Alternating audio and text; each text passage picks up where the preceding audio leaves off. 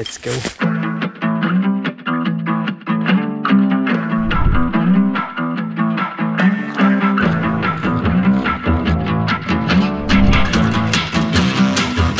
Aber man merkt einfach so krass den Unterschied zwischen so einer komplett abgeholzten Fläche und einem intakten Wald.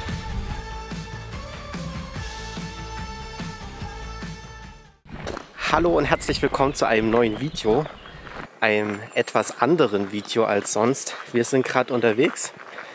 Das ist Heide. Ich bin David.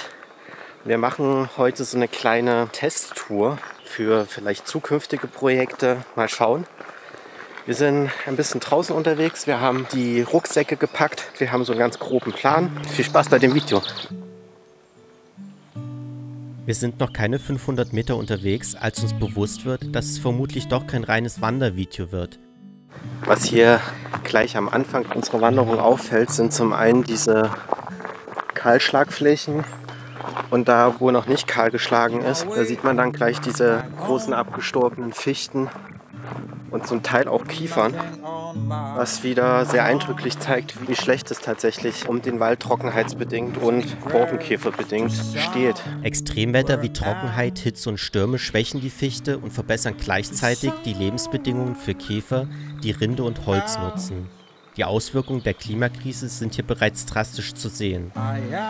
Etwas besser steht es um die Laubäume hier. Wir wandern durch ein kleines Tal und überqueren einen Bach.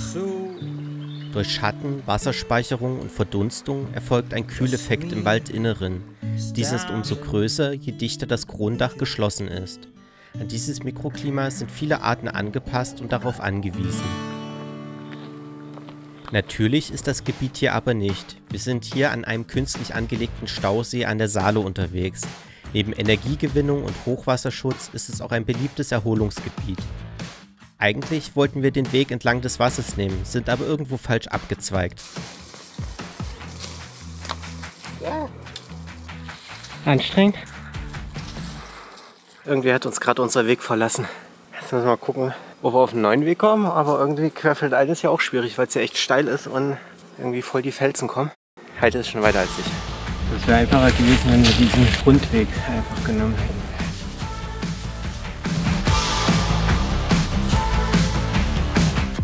Nachdem uns unser Weg verlassen hat, sind wir jetzt wieder von ganz unten nach ganz oben gekraxelt.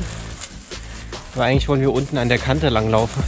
Mal gucken, wie wir jetzt weiterkommen. Ich habe da vorne gesehen, das sind auch gleich so ziemlich schroffe Felsen. Also unten werden wir da wahrscheinlich gar nicht vorbeikommen.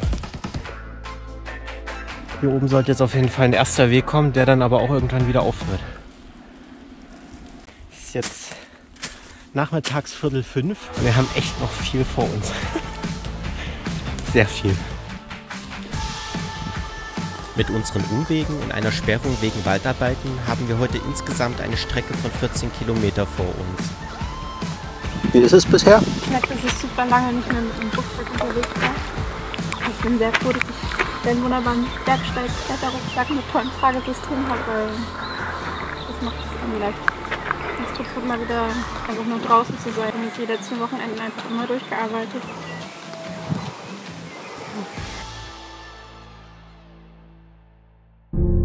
Was mir gerade unmittelbar aufgefallen ist, wir sind jetzt hier unten diesen Laubwald hochgekraxelt, sind jetzt hier auf so einer riesigen Kahlschlagfläche wieder rausgekommen. Und was einem sofort auffällt, wie sehr hier die Sonne drauf brezelt. Es ist schlagartig, super warm, richtig heiß. Aber man merkt einfach so krass den Unterschied zwischen so einer komplett abgeholzten Fläche und einem intakten Wald. Es gibt ja auch viele, die sagen, man kann oder man sollte die abgestorbenen Bäume auf der Fläche lassen, weil sie zum Beispiel den Boden stabilisieren, Schatten spenden, auch wenn es nur ein bisschen ist natürlich in der modernen Forstwirtschaft so überhaupt nicht erwünscht, weil wir das Schadholz so schnell wie möglich aus dem Wald rauskriegen. Denn auf aufgeräumten Flächen kann schneller eine Neupflanzung stattfinden. Der Forst rät bei Käferbefall, Bäume schnell zu entfernen und zu entrinden, um Massenausbreitung zu minimieren. Schon der Begriff Schadholz ist mit Blick auf Holzernte gewählt, denn abgestorbene Bäume und Totholz sind unverzichtbare Bestandteile von intakten Wäldern. Wissenschaftler sprechen auch von Biotopholz, weil hier unzählige Pilze, Algen, Flechten und Insekten leben, Insektenjäger Nahrung und viele Tiere Verstecke finden. Die Biomasse vor Ort zu lassen, erhält auch die Bodenfruchtbarkeit. Wasserspeicherung und spätere Verdunstung kühlen die Umgebung. Totholz kann zudem aufwachsende Jungbäume vor Wind und, wenn es Pflanzenfressern den Zugang versperrt, auch vor Fraß schützen. Im Wald bindet das Holz zwar länger CO2, doch kann es dann nicht als Rohstoff wirtschaftlich genutzt werden. Zur Wegesicherung und wegen Waldbrandgefahr wird das Holz oft entfernt.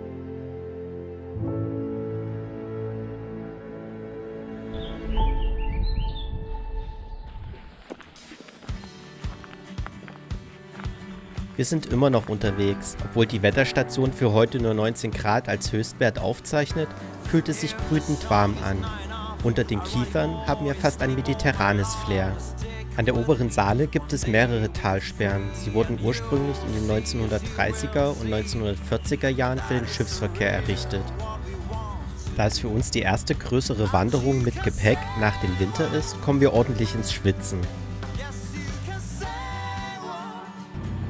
Belohnt werden wir zwischendurch immer wieder mit tollen Ausblicken.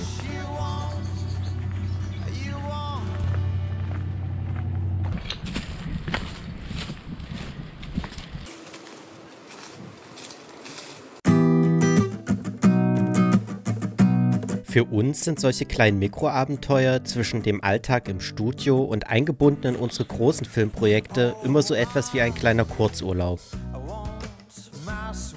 Wir haben es geschafft nach 5 Stunden Wanderung. Sind wir jetzt an dem Spot, wo wir gerne hin wollten.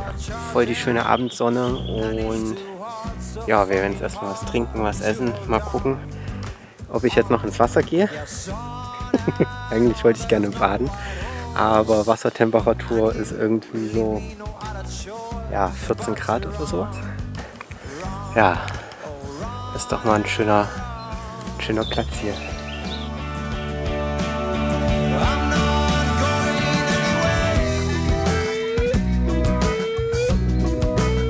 Wenn man sich einmal überwunden hat, ist das Wasser gar nicht mehr so kalt.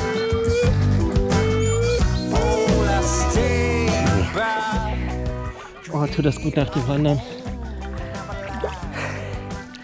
Kaputten Beinen ins kalte Wasser.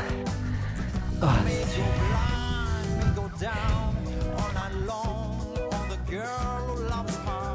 Ich möchte noch die letzten Sonnenstrahlen nutzen und die Landschaft aus der Luft mit meiner Drohne filmen.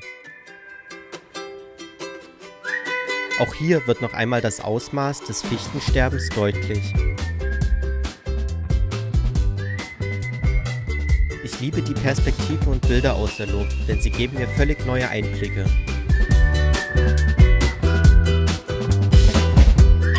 Wow.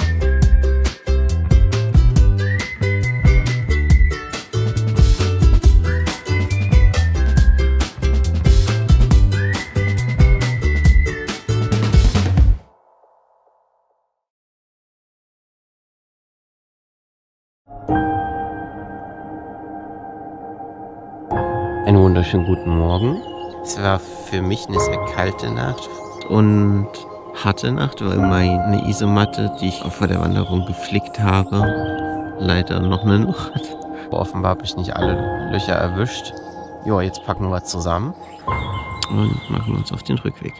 Folge mir für mehr Naturvideos. Wenn dir mein Kanal gefällt, freue ich mich riesig, wenn du mich per PayPal unterstützt. Mehr dazu in der Videobeschreibung. Bis bald!